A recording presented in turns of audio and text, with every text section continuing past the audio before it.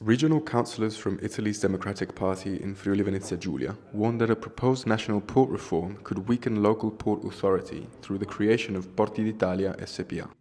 Penalizza il porto di Trieste e il porto di Monfalcone, ma anche tutti i porti italiani, perché toglie soldi alla portualità italiana, toglie personale alla portualità italiana, ma toglie anche e soprattutto autonomia. Sarà Roma a decidere quello che devono fare i porti italiani, sarà Roma addirittura a decidere cosa fare dei piani regolatori dei porti e come derogare. Sembra più che altro una grande agenzia immobiliare che spenderà anche soldi all'estero su porti stranieri, ma che in questo momento non è in grado di spendere su quelli italiani. Non abbiamo ancora il quadro, però il porto di Trieste perde più di 20 milioni, ma soprattutto perde personale. Non si capisce peraltro questo personale se deve andare a Roma, se rimane qui, se sarà una sede periferica, ma in ogni caso sembrerebbe che addirittura lavoreranno per il Porti d'Italia SPA, ma saranno pagati dal porto di Trieste. Francamente ci sembra molto confusa, ma anche molto pericolosa. Di fronte a queste preoccupazioni che sono enormi e peraltro fondate anche nel resto delle regioni italiane, chiediamo che il Presidente Federica si faccia carico di questo, che il Consiglio regionale